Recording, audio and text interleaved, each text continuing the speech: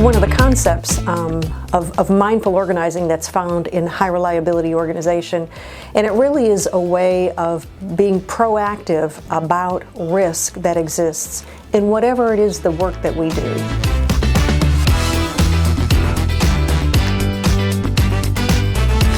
We can recognize that there is risk in everything that we do, and because of that, then be very thoughtful and intentional about asking ourselves, where is the risk and what do we need to do to be able to eliminate that risk?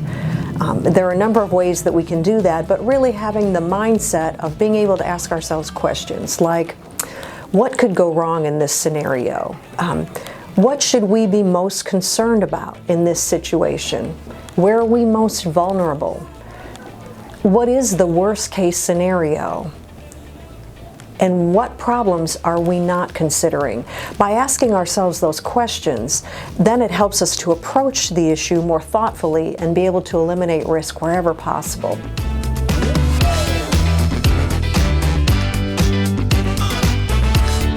It absolutely is a proactive risk reduction principle because the idea is that we're trying to eliminate the risk on the front end. We don't want the error to have occurred. We don't want the harm to have occurred.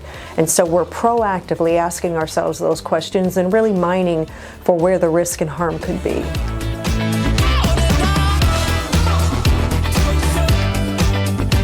Here's a great example of being preoccupied with failure, and this is a clinical example, but I think it has application across the board as well, because all of high reliability is not about clinical. It's about clinical, non-clinical. As a matter of fact, it was not born out of the healthcare. It was born out of other industries like aircraft carriers, aviation, or nuclear power. But one of the examples we talk about when we talk about being preoccupied with failure is assume that I'm a nurse and I am coming in to assume responsibility for an inpatient. And so this is a handoff. This is a bedside shift report, and it's at shift change. And I'm walking into the patient room with the previous nurse. I'm going to walk into that room and I'm going to be preoccupied with failure. Now, how that's exemplified is that I'm going to assume everything in the room is wrong. Everything with the patient is wrong. And it's not that I don't trust my colleague who's been with the patient for the past 12 hours. That's not it at all.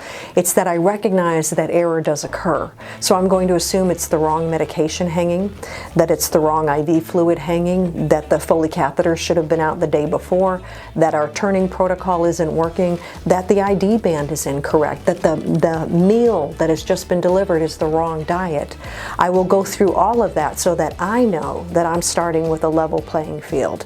And that way it helps mitigate any risk that perhaps snuck through unintentionally, and then we've set a level playing field for the care of the patient for the next shift.